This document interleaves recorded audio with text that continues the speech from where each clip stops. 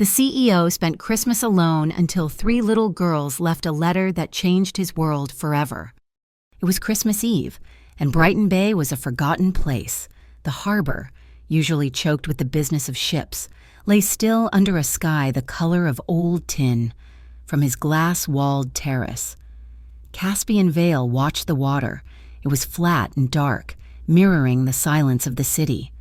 He was 38 years old, the CEO of Northlight Freight, a digitized logistics empire he had built from his inheritance. He stood alone, counting the slow, rhythmic sweep of the lighthouse beam, once, twice, 3 times. It was a cold pulse, a mechanical heartbeat measuring the emptiness of the night. Inside the penthouse, the air was heavy with the scent of fresh-cut cedar. The tree stood in the corner, a perfect dark silhouette against the floor-to-ceiling windows, its lights conspicuously off. The smell was a memory, sharp and clean, pulling him back to the man who had raised him, his adoptive father. A quiet don of the old school had bequeathed Caspian 2 things: Northlight Freight, the legitimate, shining face of their power, and the invisible threads that bound them to the obsidian court. The company made Caspian rich, but the court made him cautious. His wealth was a fortress, high and thick, but tonight it felt like a cage. His phone, a sleek black slab on the marble counter, had not buzzed or chimed in hours. There would be no calls from family, no impromptu invitations from friends. There was only the lighthouse, sweeping its lonely gaze across the water. Then, a sound cut through the silence, the chime of his private elevator, followed by the soft ring of the doorbell. It was never a guest, not on Christmas Eve. He opened the heavy door to an empty hallway. The concierge had already retreated, leaving a single package on the welcome mat. It was a plain, brown-taped envelope crudely tied with red yarn to a small, tin box of cookies. A note from the front desk was tucked under the yarn left by children. "Mr. Vale, they said it was urgent." He carried it inside, the smell of sugar and ginger mixing strangely with the cedar. He slit the envelope. It was not a Christmas card. The first thing he saw was a paper snowflake, the kind a child makes, folded and cut with earnest, uneven hands. Taped to it was a letter, written on lined school paper. The handwriting was large, round, and struggling, a mix of print and cursive. It read, "Please find a protector for our mom." The names Isla, Tessa, and Juniper were signed at the bottom, each in a different color of crayon. Beneath that sheet was another note, this one penned by an adult. The script was sharp, fast, and slanted, the ink bleeding slightly as if the writer had pressed too hard. "If you are a good man, come to the Pier 12 workshop. Midnight. Don't call the police. The AOCD can't be trusted." AOCD, the Atlantic Organized Crime Directorate. Caspian felt the muscles in his jaw tighten. As he shifted the papers, something small and black fell from the envelope, hitting the polished floor with a tiny click. He bent to retrieve it, a micro USB drive, so small it was almost lost in the grout line. A piece of white tape was wrapped around it, bearing a single, handwritten word, Larkspur Black Ledger. Larkspur, the name hung in the air, cold and familiar, the Larkspur Syndicate, rivals. A dry, mirthless laugh escaped Caspian's lips. The irony was suffocating. He, who structured his life to avoid all social entanglements, who kept the city at arm's length from his glass tower, had just been summoned to its very depths by 3 little girls and a desperate mother. Christmas, it seemed, had come calling after all, dressed in the rags of a conspiracy. A sudden, violent gust of wind rattled the terrace doors, the sound like a gunshot, the cold pressed against the glass, seeking entry. He saw his father's face in the reflection, heard the echo of his voice, rough as gravel, yet always steady. "When the dark finds you, son," the old man used to say, "you have 2 choices. You can watch, or you can light the lamp." Caspian Vale stood motionless for a long moment, the childish snowflake in one hand, the digital poison in the other. He looked at the unlit tree, a monument to his isolation. Then he moved. He walked past the bar, ignoring the row of expensive bottles. He went to his study, retrieved his heaviest wool overcoat, the dark gray one lined with silk. He slid the USB drive into his pocket. He did not turn on the lights as he left the main room. He pressed the button by the door, and the entire penthouse plunged into darkness, leaving the cedar tree as nothing but a shadow. The lighthouse beam swept across the empty room he left behind. Caspian Vale stepped into the elevator and descended into the night. Pier 12 was not just a location, it was a graveyard of industry. The pilings sagged into black water that glittered with an oily sheen, and the air was thick with the competing smells of low tide, diesel fuel, and decay. Caspian left his sedan in the alley, the engine cooling with a series of metallic ticks. He moved through the shadows, his coat blending into the gloom. The note had said the workshop. He found the rusted door, and beside it, marked on a stack of wooden crates in faded black marker, was the sign two perpendicular T-shapes, set side by side, an internal marker for the Larkspur Syndicate. He knew the symbol. His father had taught him to recognize the signatures of his rivals before he had taught him to drive. He did not go in, not yet.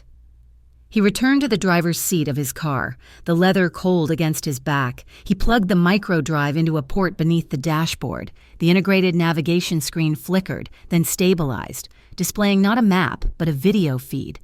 It was a poorly lit recording of a desk, hands moving, papers shuffling, but the audio was clear. Men laughing, discussing transfers. Then the video cut to spreadsheets. The Larkspur Mercy Fund. It was a name he had seen in society papers, praised for its community work. Here, it was a river of dirty money, flowing through a chain of funeral homes, laundered and pressed clean, and then he saw it, a single, large entry. A transport contract for medical supplies, authorized and paid, the sender Northlight Freight. It was a forgery, and a clumsy one at that, but it was enough. His company, his legitimate shield, had been used to move their assets. The USB was not a plea, it was a threat. A sudden, blinding glare flooded the cabin. Caspian shielded his eyes as a vehicle crawled past the alley entrance. It was a black SUV, heavy and official, with no plates. It slowed, its searchlight sweeping the derelict buildings, then continued on. FUIS, Federal Urban Integrity Service. They were not just watching, they were hunting. The trap was already set. Mr. Vale. The voice was a whisper, dry and terrified. He looked up.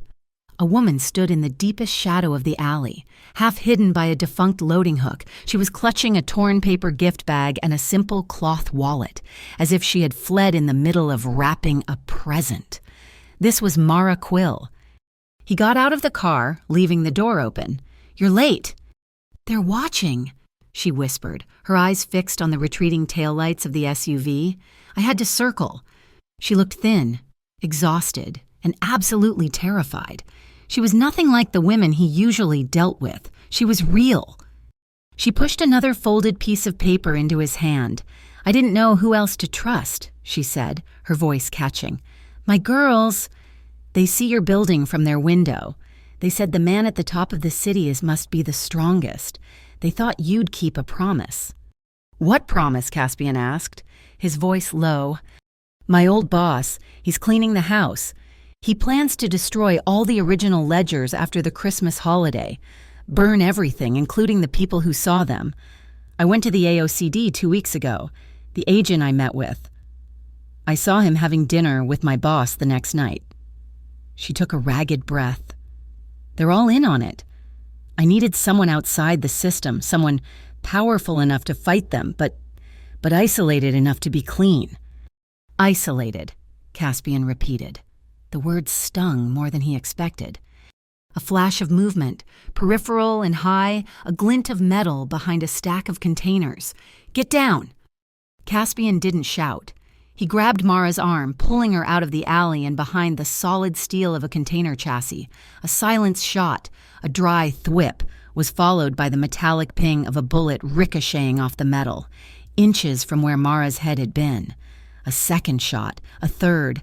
Sparks erupted from the walkway above them, showering down like cruel fireworks. They were pinned. "They knew you were coming," he hissed, pushing her toward a narrow gap between two stacks of corroded shipping containers. "They followed me," she breathed, her panic turning to shock. Caspian pulled his phone. He didn't dial 911. He accessed a secure, dark app and sent a single 3-digit code.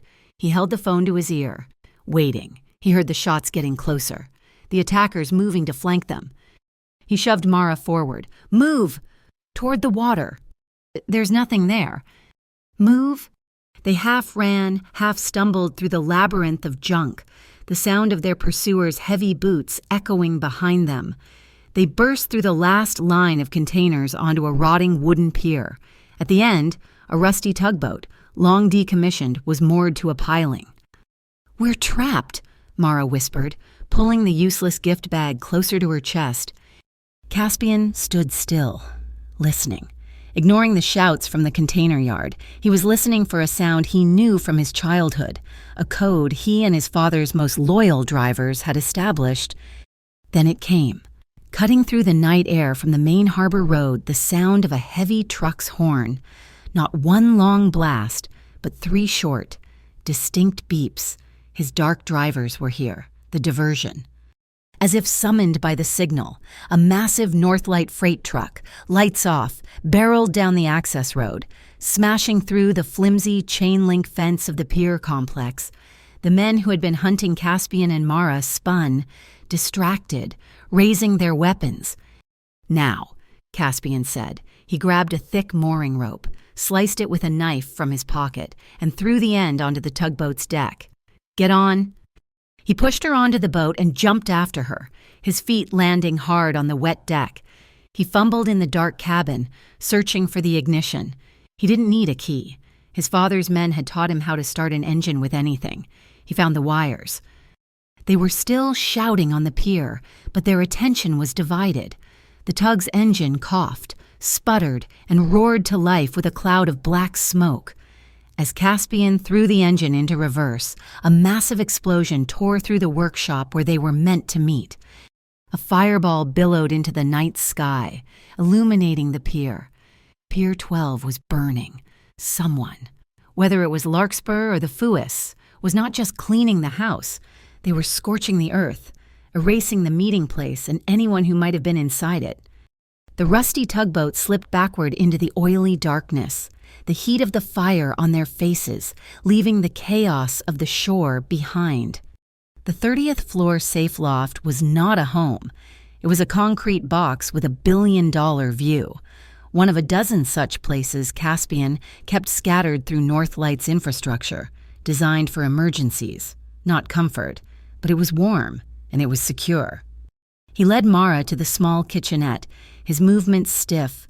The adrenaline from the pier was draining away, leaving a cold ache.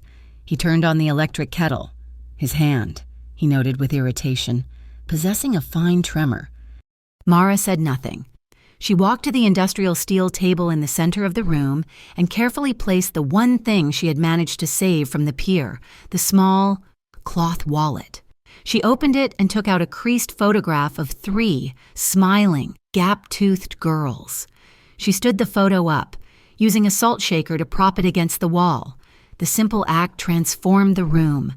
The sterile, concrete bunker suddenly had a heart, a reason. "They're beautiful," Caspian said, his voice rough. He was measuring cocoa powder into 2 heavy mugs, the domesticity of the act feeling alien in his shaking hands. "Isla, Tessa, and Juniper," Mara said, her back still to him. "They're with a neighbor who thinks I'm at a late-night church service." Caspian brought the mugs to the table, pushing one toward her. "Northlight is clean," he said, needing her to understand. "On paper. Anyway, my father left me the business, but he also left me entanglements, the obsidian court." He sat down, wincing as his shoulder sent a jolt of pain through his arm. He had hit it hard against the container chassis. Mara turned, her gaze sharp. She didn't comment on his confession, but on the wince. "You're hurt." It wasn't a question. She walked past him. Not to the first aid kit, but to a wall panel. She flipped a switch. The harsh, white overhead fluorescence died, replaced by a series of low, warm, yellow lamps. The room softened instantly. The shadows deepened, and the space between them felt less like an interrogation room. She picked up an old analog radio from a shelf, clicked it on, and turned the dial. A low, smoky saxophone line uncurled into the air, a whisper of jazz that seemed to fog the windows. The distance between them shrank, filled only by the scent of chocolate and the sound of the sax. "Here's the deal," she said, her voice quiet but firm as she sat down. "You're tied to one group, I'm being hunted by another, and the government is helping them." She met his eyes. "You protect my daughters. Just for tonight, get them safe. Get them somewhere the AOCD and Larkspur can't reach. And in return, I give you everything." She tapped the small, torn gift bag she'd been clutching. The originals, every encrypted ledger, every physical receipt, every offshore account number for the Larkspur Mercy Fund, enough to burn them to the ground. Caspian picked up his phone. He didn't hesitate. He dialed a number from memory. "Arden," he said, cutting off the greeting. "I need a vault, a digital one, completely off-grid, and I need it firewalled from FUIS and the feds. I'm sending you a client, 3 of them. In fact, the Bristlecone Protocol." He listened. "I don't care what time it is. Activate it." He hung up and looked at Mara. "Done. They'll be safe." Mara let out a breath she seemed to have been holding since the pier. The tension left her shoulders, and for a second, she just looked like a tired mother. "My husband, our last Christmas," she said, her gaze distant, fixed on the photo of her girls. "He was a cop, a good one, all front line, no desk time. He was working a case, something about container fraud." She smiled. A sad, brittle thing. "He died 3 days after New Year's, a brake failure on a clear day. That's when I started teaching the girls. When you're scared, when you can't trust the people you're supposed to, you write a letter. You find someone who can help, even if it's a stranger." Caspian watched her, seeing his own reflection in her story.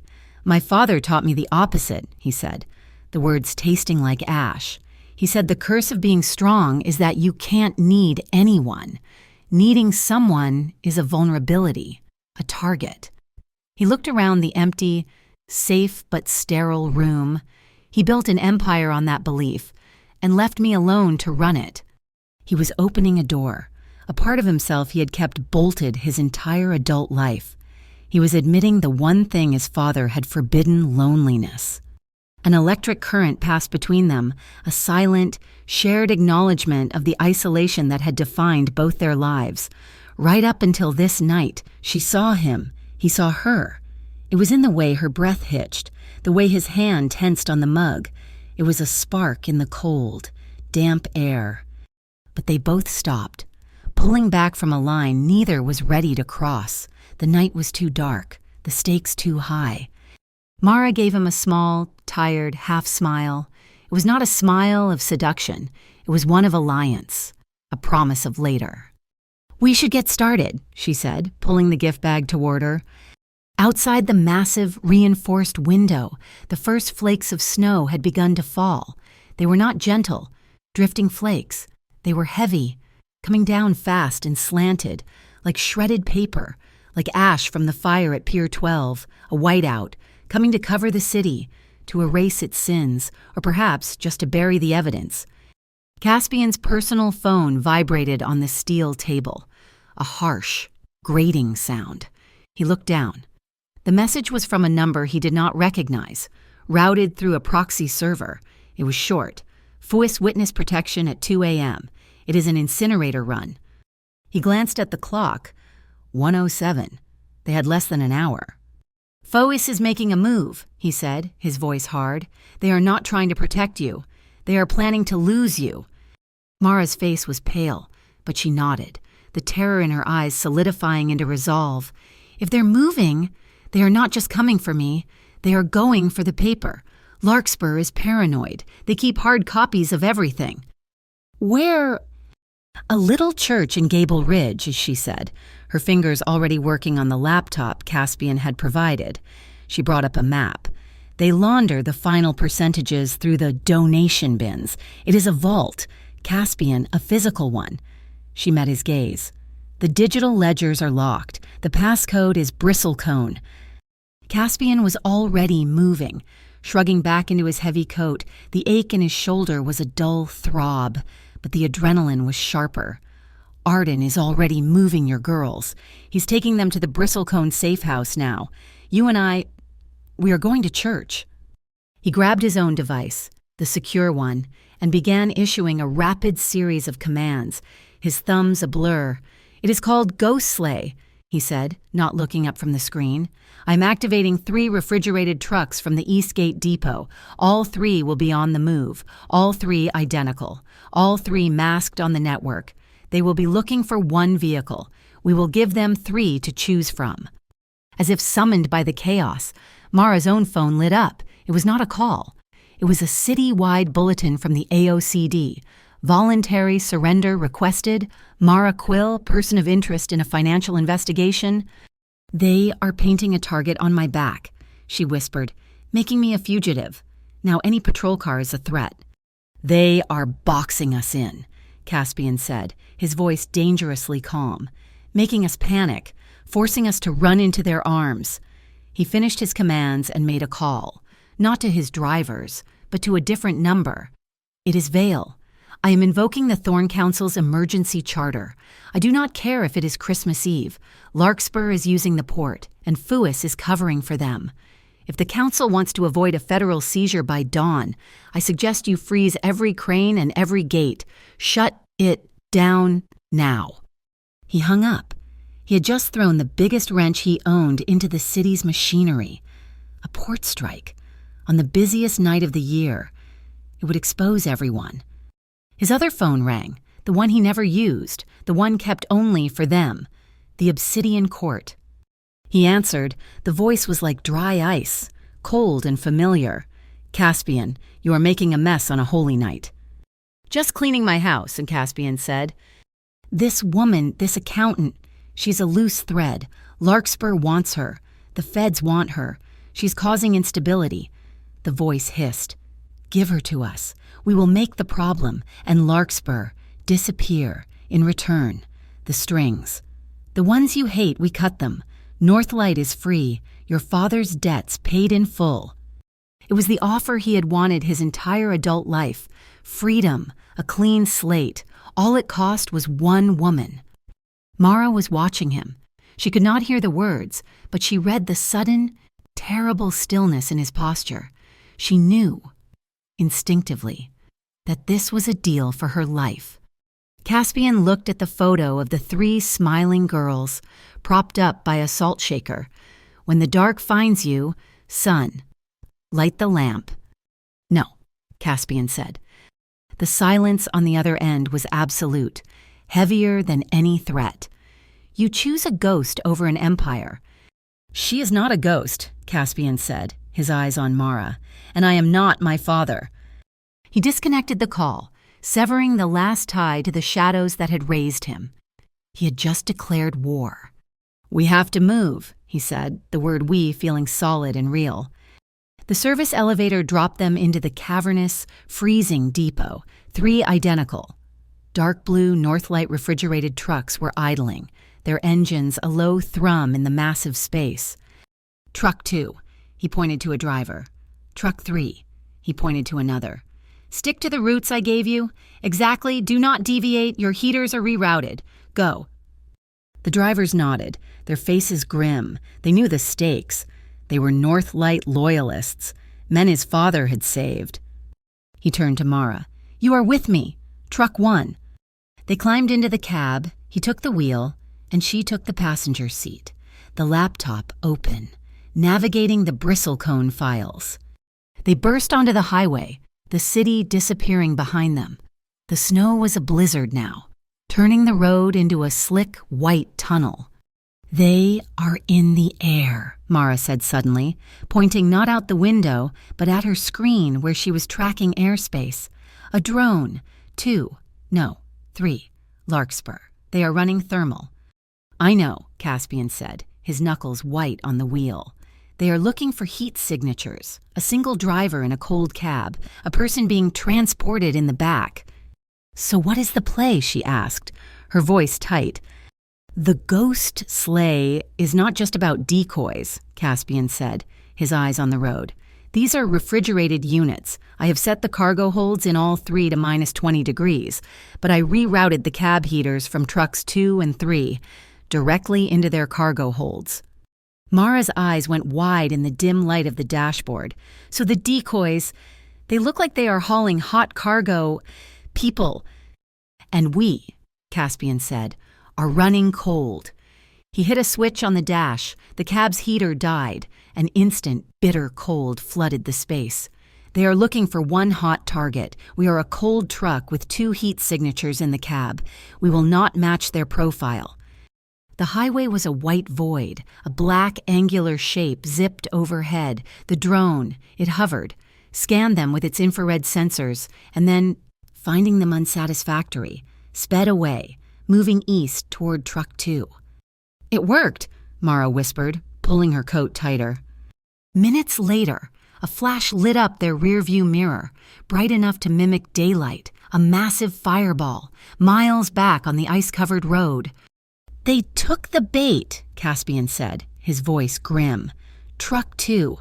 He had given that driver a route with a safe exit, but the truck itself was a sacrifice.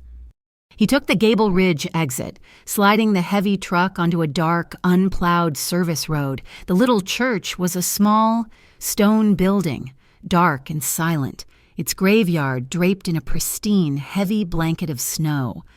Caspian did not drive to the front. He steered the truck around the back, crashing through a low, wrought iron fence and sliding to a stop in the deep drift behind the church. He killed the engine. The silence was absolute, muffled by the falling snow. "Where is the vault?" Mara asked, her breath pluming in the frigid air. Caspian pointed to a low, brick structure near the back wall of the cemetery, almost completely obscured by the snow. "They are not washing money in the church," he said, unbuckling. "They are washing it in the crematorium." He kicked the door open. "The donation bins are in the maintenance hutch." He dropped from the cab, landing in snow up to his knees. He looked back at Mara. "This is it, the paper trail." She jumped down, landing beside him. They moved through the cemetery, 2 shadows in a blizzard, moving toward a small, dark building full of secrets, leaving the cold, silent truck behind them like a shed skin. The maintenance hutch was a stone vault, colder than the graveyard outside. The air was dead and damp, smelling of rust and concrete, their breath plumed between them, 2 ghosts in the cramped, dark space, visible in the weak beam of Caspian's tactical flashlight. Mara was shivering, her hands fumbling with the zipper of her thin jacket. She was trying to be brave, but the cold was relentless, seeping into her bones. Caspian watched her for a beat, his own body rigid from the cold and the residual tension of the highway. He said nothing. He simply shrugged off his own heavy, wool-lined overcoat, the one that had felt like armor in his penthouse, and draped it over her shoulders. The gesture was so sudden it stopped her shiver. The coat was heavy, carrying his residual warmth and the faint, clean scent of cedar. It enveloped her. As he settled the weight, his hand brushed her wrist. His fingers grazed the pale, thin line of an old scar. A map of a life lived before this night. It was an unconscious touch, a brief acknowledgement of her fragility before he pulled his hand away, as if burned. "We need the ledgers from the last quarter," she whispered, her voice muffled by the heavy wool. "They'll be in the bins marked Gable Community Outreach."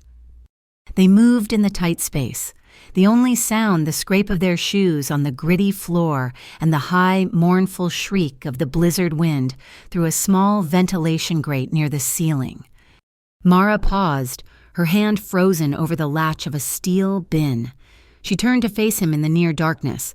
The flashlight beam was pointed at the floor, illuminating them only in bounced gray light. "Caspian." He stopped, waiting. The wind seemed to pause with him, holding its breath. "If something goes wrong," she said, her voice cracking but low, "if they find us, if I fall, I need a promise from you." She swallowed, the words visibly difficult.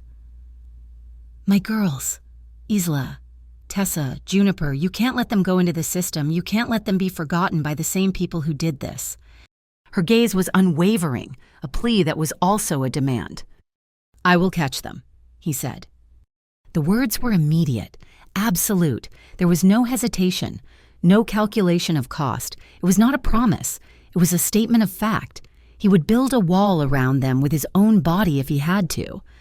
The tension drained from her shoulders. The terror that had kept her rigid finally broke, and she took one unsteady step closer to him.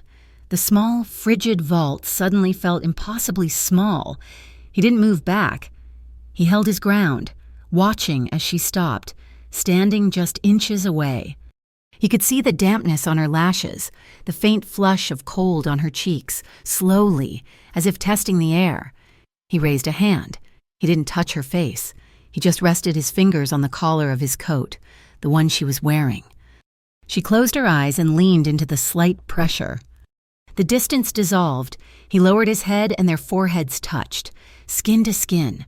It was a jolt of pure, shared warmth in the absolute cold, her breath, smelling faintly of the chocolate they had shared an hour a lifetime ago, ghosted across his lips.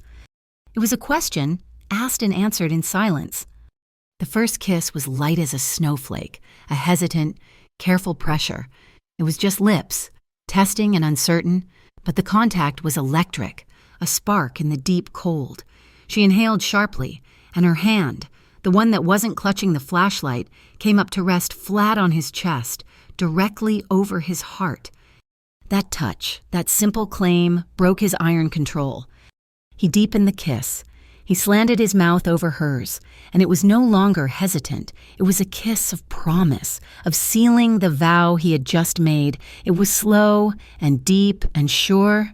It tasted of the cold night air and the sudden, explosive heat they were generating.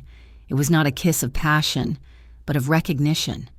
It was an anchor in the storm, a shelter from the dark. His other hand found hers, their cold fingers interlacing, a tight, desperate, perfect fit. The heavy wool coat he had placed on her shoulders slipped, forgotten, from one shoulder, sliding off the wooden bench beside them and landing on the dusty stone floor with a soft, muffled sound. A deep, resonant bong vibrated through the floor. They broke apart, breathless. The sound was muffled by the snow and the stone, but undeniable. The church bell, another bong. They stared at each other, the spell broken, but the current still crackling. The bell tolled 12 times, announcing midnight, Christmas. Mara's eyes were shining. Her cheeks flushed a deep rose. The tremor was gone, replaced by a different, humming energy. She leaned her forehead against his chest, just for a second feeling the steady, solid thump of his heart under her palm. It was the calmest sound she had heard all night. Caspian fought the urge to pull her back, to erase the sound of the bell. He forced himself to remain still. Though his own control felt strained to the breaking point, he gently stroked her hair, smoothing the tangled strands damp with melted snow. "After tonight," he whispered, his voice thick, "I'm going to ask you something serious." She nodded against his chest, not trusting her voice. He gave her one more second, then set her gently back, stooping to retrieve his coat from the floor. Near the wall, an ancient, massive boiler sat silent, though its thick, insulated pipes radiated a faint, residual warmth. They huddled near it, a pocket of neutrality in the bitter cold. He saw a single snowflake glistening in her hair. She reached up, her fingers brushing a dusting of dry snow from the shoulder of his jacket. A small, nervous smile touched her lips, the first he had seen. "You have snow in your hair," she murmured. A short, surprised laugh escaped him. It was a foreign sound in his own throat.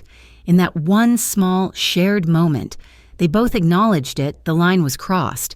The isolation was broken. A vicious whistle of wind through the vent grate snapped them back. The mission, the ledgers, the hunters. They looked at the steel bins. Caspian picked up the crowbar he had brought from the truck. Mara squared her shoulders, pulling the heavy wool coat tight, a shield. They exchanged one last look, no longer strangers. Not yet allies, but something new and undefined in between. "Let's go to work," Caspian said. They turned, as one, toward the locked cabinets. They began to ascend the short steps back into the main hutch, carrying the evidence they needed and a new, dangerous warmth. It was a small fire, lit in the dark, but it would be enough to see them through the rest of the night. The safe loft was quiet again, but the air hummed with a new, frantic energy. While Caspian and Mara had been in the cemetery, Arden Pike had been waging a war of information. "The trap is set," Arden's voice crackled over the secure speakerphone. He was a man who sounded perpetually tired and infinitely sharp. "I've packeted the digital ledgers, 2 copies. One is being filed with the U.S. Maritime Ethics Commission. They're fictional, but no one knows that until it's too late. The second, and more importantly, is filed with the state civil court, under seal." "When does it open?" Caspian asked, watching the city light up for Christmas morning. It was almost dawn. "December 26th at 12 a.m. sharp," Arden replied. "We've triggered an automatic injunction based on public utility fraud. It's a legal time bomb. Until then, the data is untouchable by any party, including us. It's in the court's hands." The first counterpunch landed just as the sun began to stain the sky. A news alert flashed across the loft's main screen. A business journal, one known for its aggressive insider tips, had just posted a story. Northlight Freight CEO implicated in charity fund misuse. Caspian read the headline, his face impassive. "Larkspur, they're using the same lie they're guilty of, trying to paint me as a criminal, destabilize my company." The stock ticker in the corner of the screen showed Northlight's pre-market shares wavering, dipping 2, then 3%. "It's a smear," Mara said, standing beside him. "It's designed to isolate you, make you toxic." As if on cue, a heavy, official knock echoed from the loft's steel door. Caspian glanced at the security feed. 3 men in dark suits, FUIS badges prominent. "They're here," he said, his voice flat. He didn't move toward the door. Instead, he hit the intercom. "You're trespassing on private property." "Mr. Vale," a tinny voice called him through the speaker. "We have a federal warrant to search these premises. We are investigating a person of interest, Mara Quill, and have reason to believe she is here." Caspian looked at Mara. He walked over to his main console, the one that ran the logistics for the entire Brighton Bay port. He brought up a single, proprietary program. He hit the intercom again. "That warrant is void. It was issued based on false pretenses by a compromised agency. If you attempt to breach this door, I will activate Northlight's priority data control." "Do you know what that is?" He didn't wait for an answer. "It's the proprietary code that routes every single container, crane, and truck in this harbor. If I lock it down, nothing moves. Not a single ship unloads, not a single truck leaves. I will freeze this entire port on Christmas morning, and I will cite FUIS overreach as the direct cause. Your move." Silence from the hallway. They could hear the agents muttering. After a long 30 seconds, the elevator chime sounded. The agents were gone. Caspian let out a slow breath. It was a bluff, but only just. He could do it, but the cost would be catastrophic. He had bought them time. The private phone rang, the one he kept in a lead-lined box. The obsidian court was silent. This was different. He picked it up. "It's a messy day?" a voice whispered. It was light, almost melodic, with a faint, unplaceable accent. "Who is this?" "You can call me Nightingale. I'm the one who, tidies up. Larkspur is very unhappy. The FUIS agents are unhappy.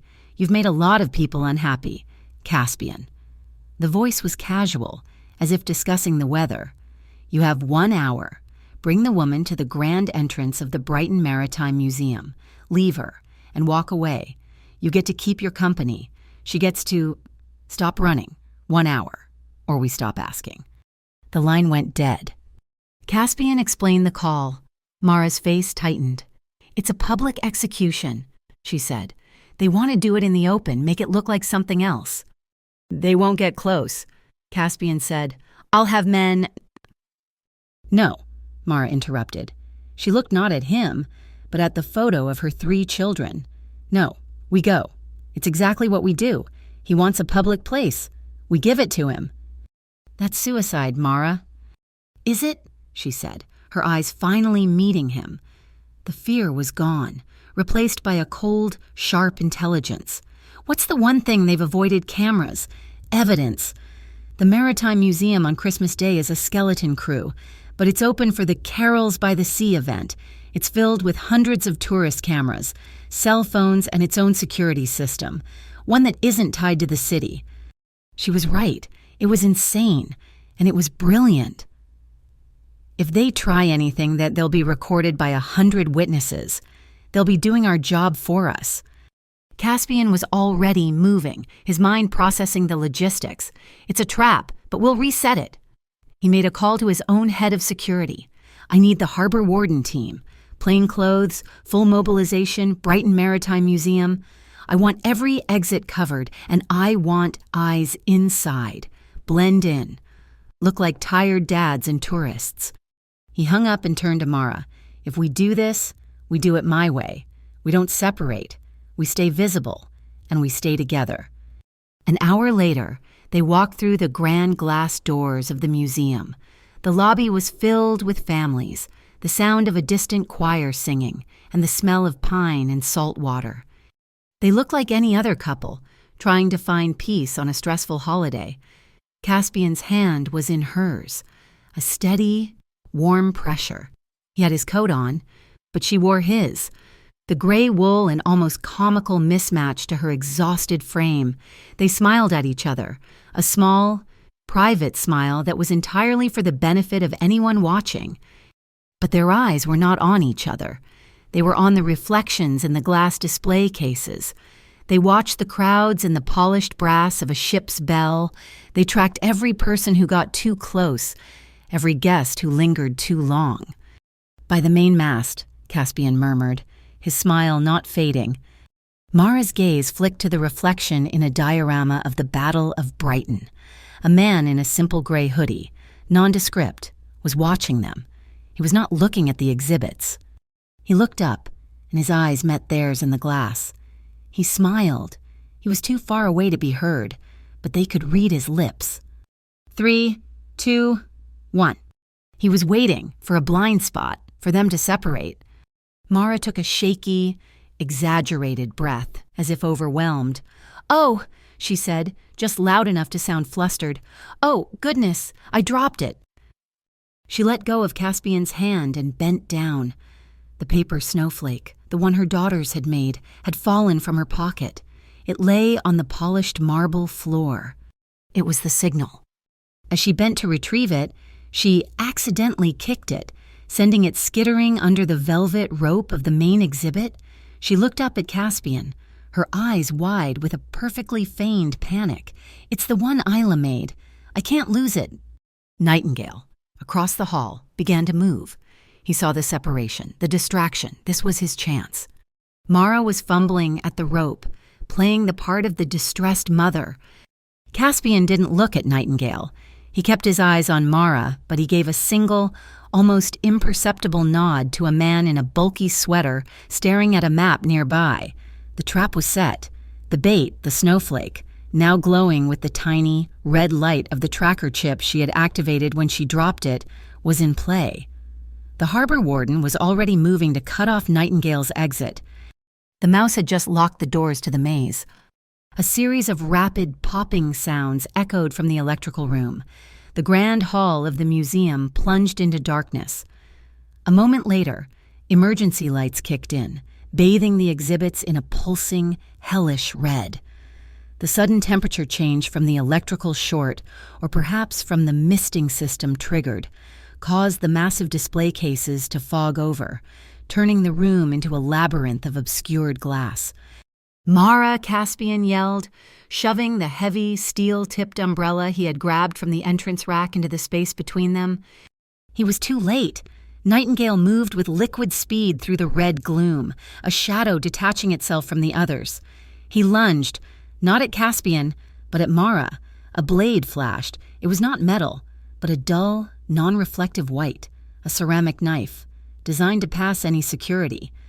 Caspian reacted instantly, bringing the steel umbrella down in a brutal arc. The shriek of ceramic scraping steel ripped through the air, a sound worse than a scream. The force of the block sent the knife skittering, but Nightingale recovered, rolling like a cat. "Run the ghost ship exhibit now," Caspian roared. Mara fled, disappearing into the maze-like installation.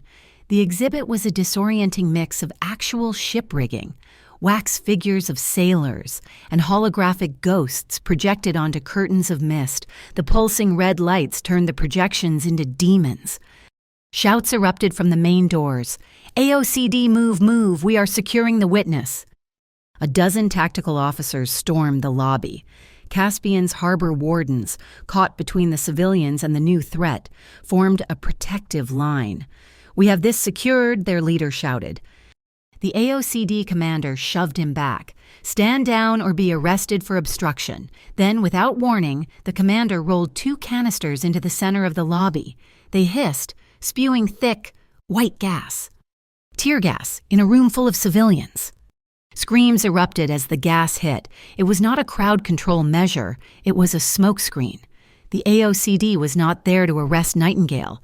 They were there to provide his cover. This was the betrayal, public and undeniable.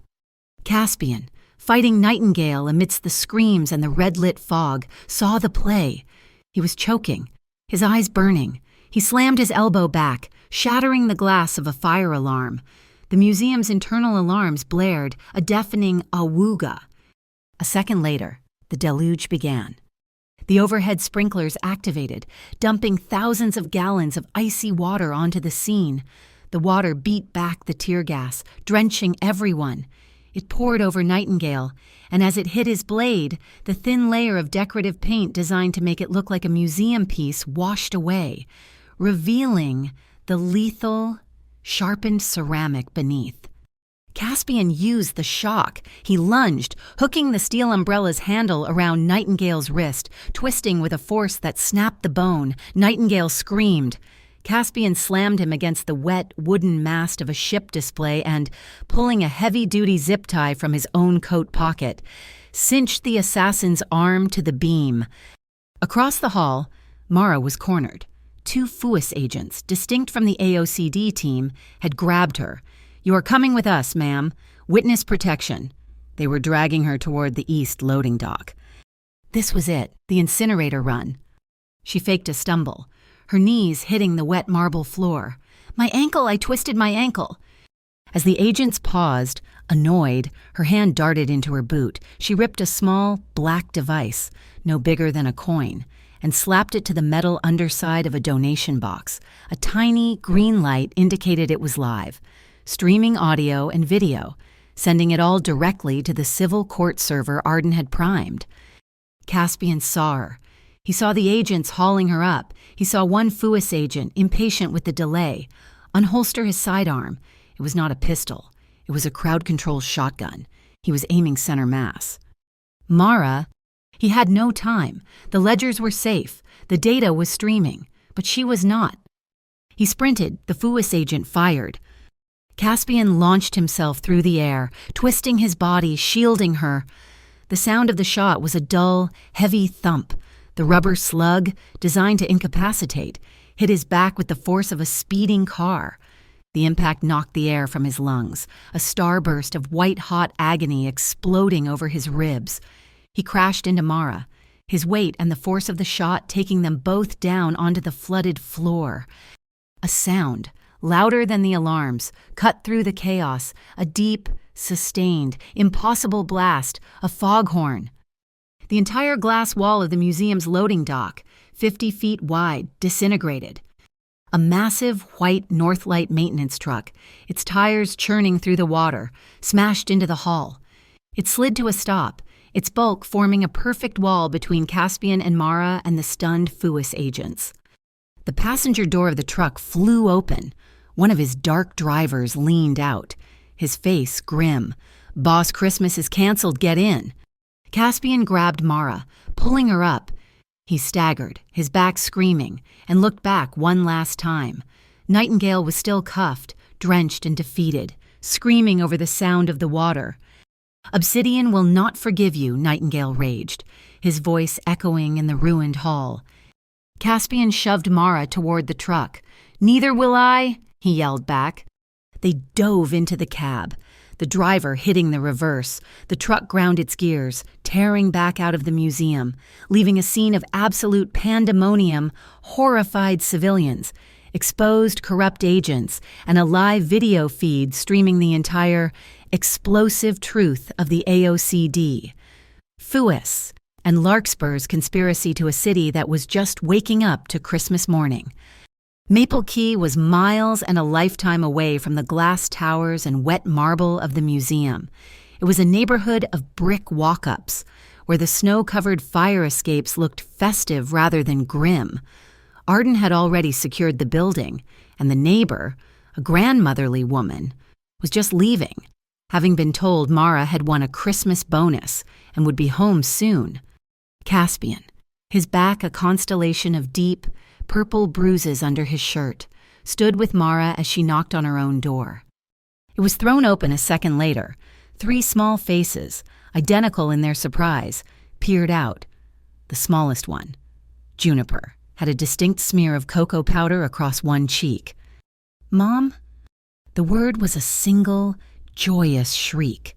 The 3 girls launched themselves at Mara, a tangle of small arms and flannel pajamas, nearly knocking her over. Mara sank to her knees, clutching them. Her eyes squeezed shut as she buried her face in their hair. "I'm here. I'm home." Isla, the oldest, was the first to look up. She saw Caspian, standing awkwardly in the doorway, his large frame seeming to block out all the light. He looked like a man who had just crashed a party, or a planet. "You're the man from the top of the city," she said, her voice a statement, not a question. "I am," Caspian said. Tessa, the middle child, tugged on his coat, the one he'd retrieved from the truck. Still damp. "Did you keep Mom safe?"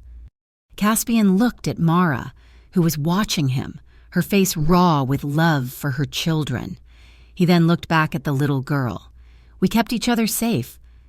That seemed to be the right answer. Isla grabbed his hand and Juniper grabbed the other, and he was pulled inside. A giant led by pixies into a kitchen that smelled of sugar cookies and warm milk. The counter was covered in flour, and a baking sheet of slightly burnt, anchor-shaped cookies was cooling on the stove. This was the home his penthouse had always pretended to be. Later, after the story had been told, a heavily edited, child-friendly version involving bad men at Mom's work and a brave helper, the adrenaline and sugar finally gave way. The 3 girls fell asleep on the sofa, piled together under an Afghan blanket. The apartment was quiet. Sun, bright from the snow, streamed through the window. Caspian and Mara stood by that window, watching the city below. The chaos of the museum felt like a distant news report about someone else. "They're safe," Mara whispered, her voice thick. "Arden has them on a protected list. No agency can touch them now." Caspian replied. He was watching her, not the city. She turned to him. The exhaustion on her face was mixed with a deep, profound gratitude, and something else, the same warmth he'd felt in the vault. You took the hit for me, that slug." It was just a hit when he said, minimizing it. "No," she said, her hand coming up to rest on his chest, just as she had done in the vault. "It wasn't." He covered her hand with his own. The silence stretched, filled with all the words they couldn't say. He was the CEO who had just declared war on his own protectors. She was the witness who had just toppled a criminal empire.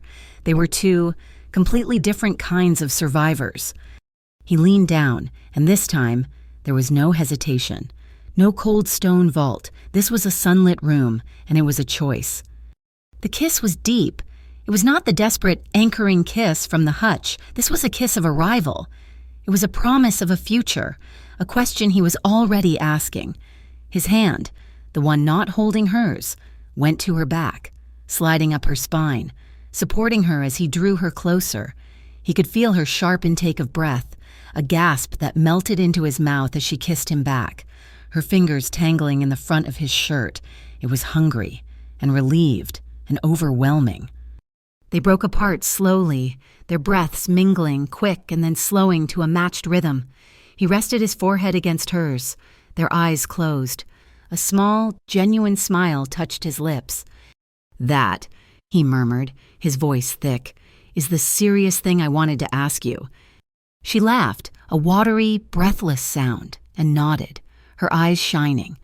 They talked for an hour, about the new boundaries, about the danger he was now in from the Obsidian Court. They agreed when the seal broke at 8 a.m. on the 26th, they would go public with everything together. Caspian had brought a bag from the truck. He pulled out a large, elaborate wooden box. "A late present," he said. The girls, roused by the sound, came to see. He opened it.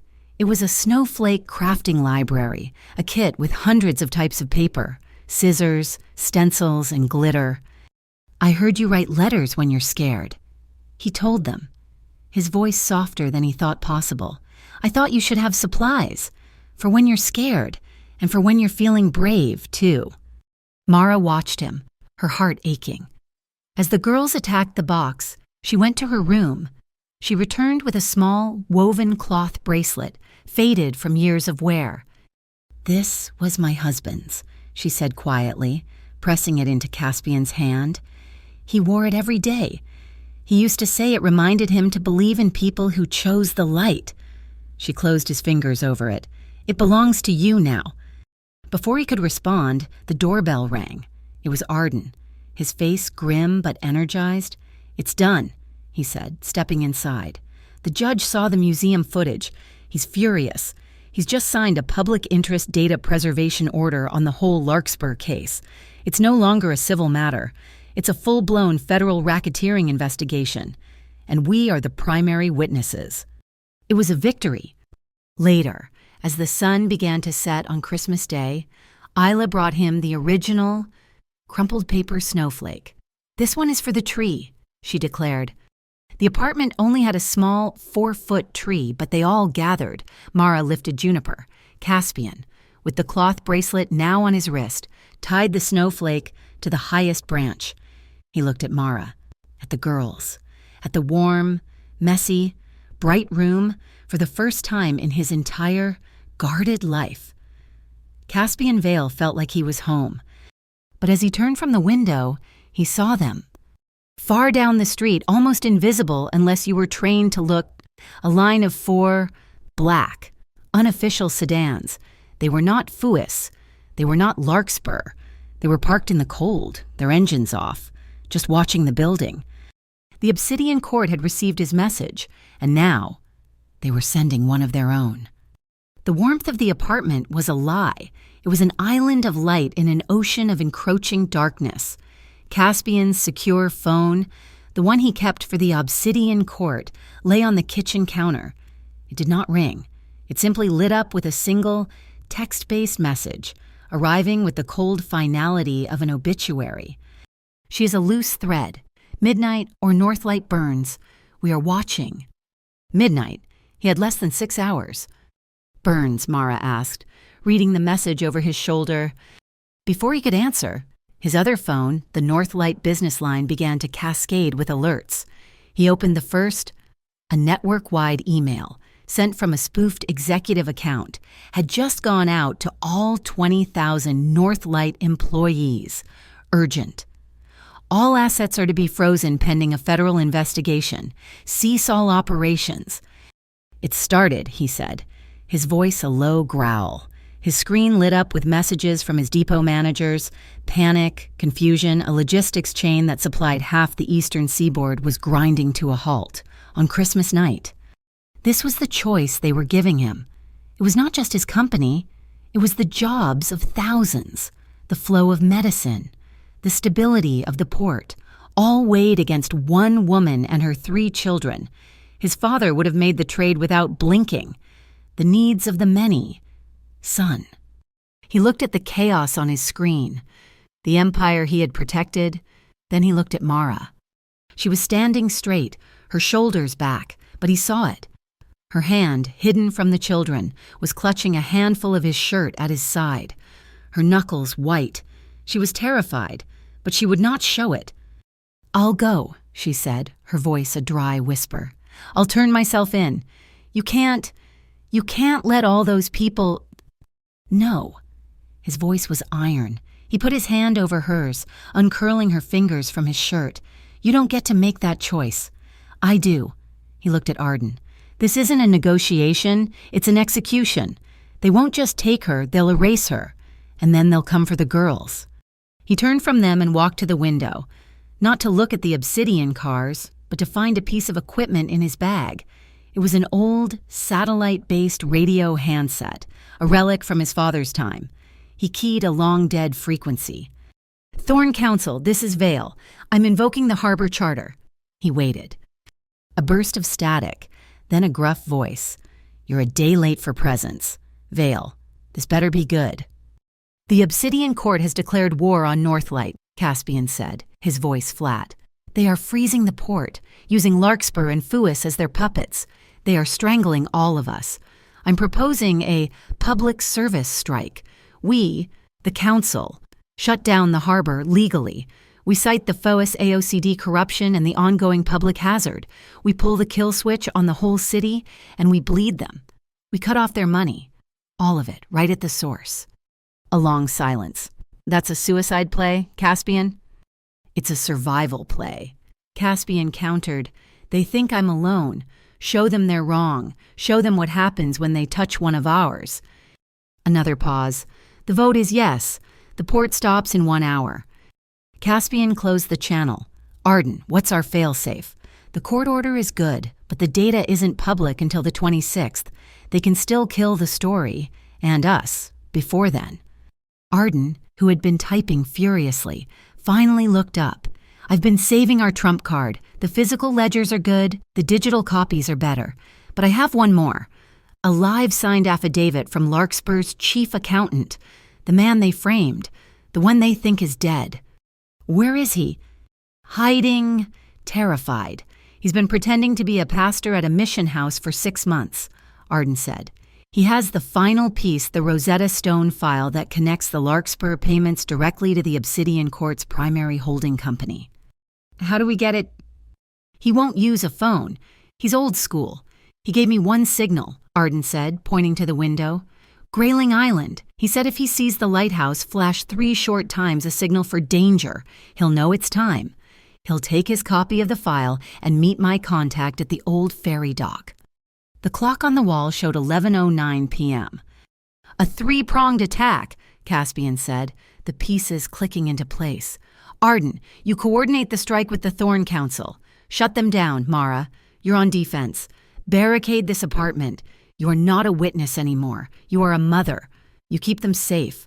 I'm going to Grayling Island. I'll trigger the signal and get that file." "Caspian, that's the most exposed point in the bay," Arden argued.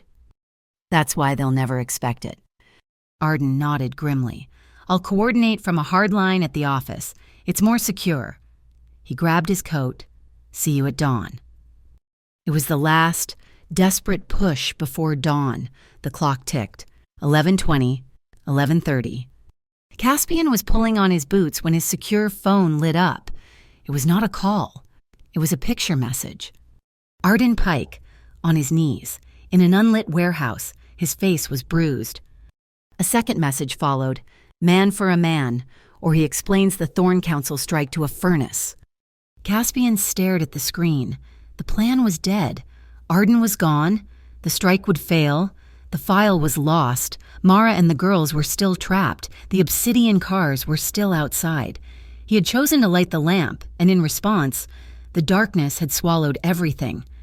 He sat down heavily on the small sofa, the unlit phone in his hand. He was, for the first time, completely and totally defeated. He heard a small sound. Isla was standing in front of him. She was holding a piece of paper, freshly folded. It was not a snowflake. It was a letter. She placed it in his lap. For you, in case you're scared. He unfolded it. The crayon writing was large, in bright yellow. If you are scared, let us light the lamp. He stared at the words.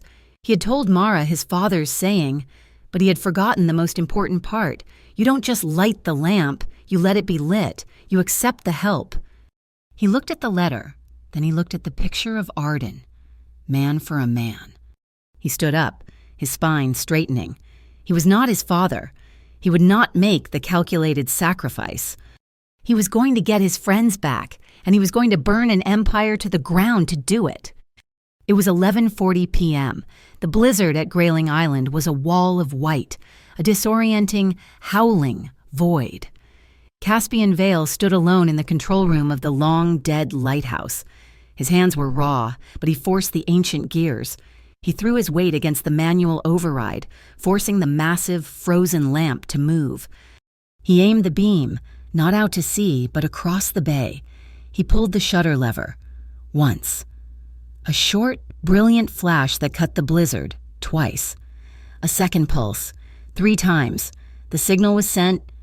For a moment, nothing but the shriek of the wind. Then, a small, dark shape appeared from the curtain of snow, a small motorboat, fighting the icy chop.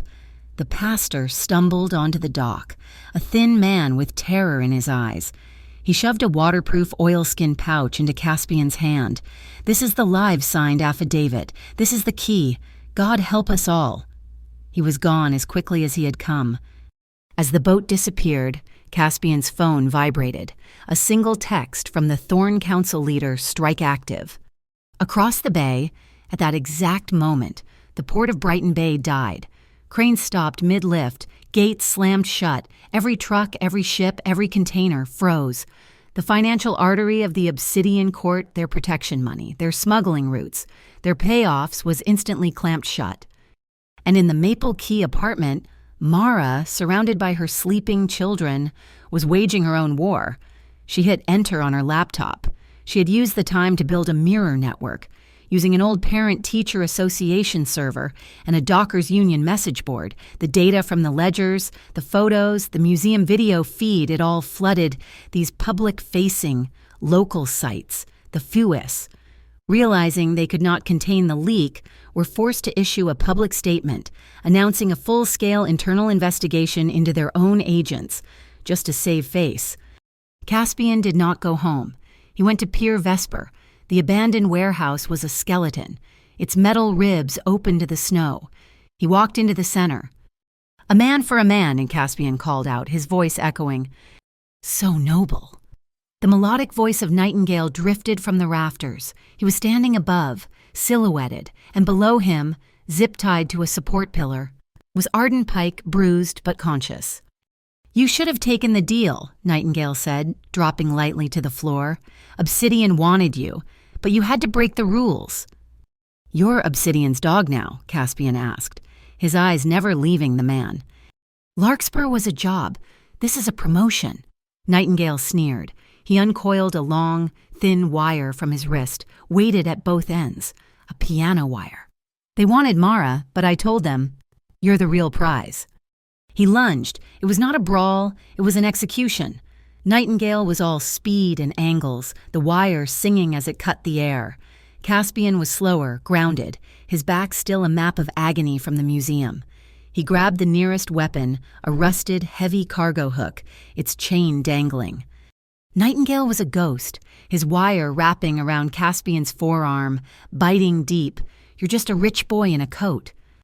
"And you're just a killer for hire," Caspian grunted, yanking the arm, pulling Nightingale off balance. Sweat and melted snow ran down his face. He slammed the cargo hook into a sparking electrical junction, showering the area in sparks.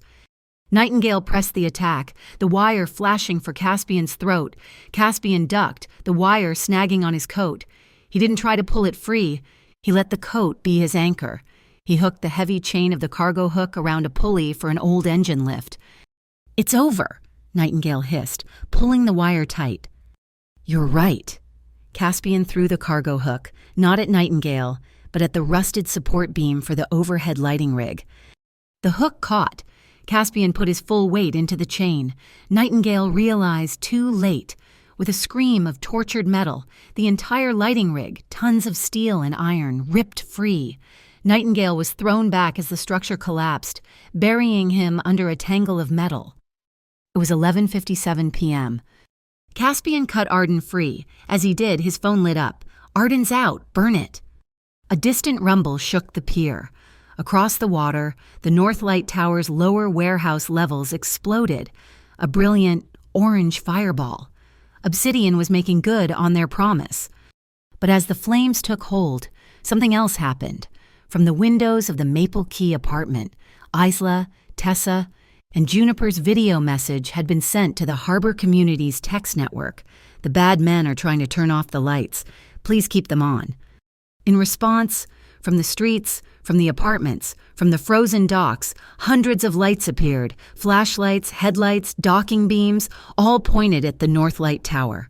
A volunteer fire department, alerted by the harbor master, saw the lights converging, pinpointing the fire. They were on the scene in seconds, dousing the flames before they could spread. Midnight, the clock struck 12. And in the civil court, the digital seal broke. The data hit the world like a shockwave. News alerts fired, the museum video, the Rosetta Stone file, the live affidavit, it was all there. By sunrise, the AOCD and a dozen FUIS agents were suspended. Larkspur's assets were frozen. The Obsidian Court, their money frozen by the strike, their anonymity shattered by the data, was finally mortally wounded. Caspian, his coat gone, his shirt bloody, walked with Arden back to the Maple Key apartment. The church bells were ringing, not for midnight, but for Christmas morning. The door flew open. Mara saw him, and her hands flew to her mouth. The girls ran past her, right to Caspian. He sank to his knees, wincing so he was on their level. "Your mom," he said, his voice thick, "is the bravest person I have ever met, and I was wondering if you'd let me be another lamplighter in this house." Mara was crying, a silent, warm stream. She walked to him, put her hand on his shoulder, and nodded. Later, when the girls were finally, truly, safely asleep, the two of them stood in the living room, lit only by the candles on the mantel. He stood behind her, his arms wrapped around her, his hands resting on her waist, a silent promise to guard and to hold. She leaned her head back against his chest. A sprig of mistletoe hung from the door frame. He gently turned her to face him. The kiss was long and slow and deep. It was not a kiss of passion, but of peace, a promise kept. "Ew!" a small voice shrieked from the hallway. They broke apart, laughing as all three girls, led by Isla, charged in and demanded a group hug, trapping them both in a circle of small, warm arms. In the end, Northlight Freight survived. A portion of its profits now went to the newly established Snowlight Fund, a private foundation to protect civilian witnesses. Caspian Vale, free of the shadows, cut his last tie to the Obsidian Court. On his new desk, in a clear acrylic frame, sat a crumpled second-generation paper snowflake. It was the letter Isla had given him, the one that read, "When scared, light the lamp." And from that day on, every Christmas in Brighton Bay, the harbor, from the lighthouse to the shore, seemed just a little bit brighter. Thank you so much for listening to this story. I'm curious, where in the world are you listening from? Let me know in the comments. I'd love to connect and hear your thoughts. If you enjoyed this journey, please show your support by subscribing to our channel, Mafia Boss Story, and giving this video a like. And if you really want to help this story be heard, hit that hype button. It helps more than you know.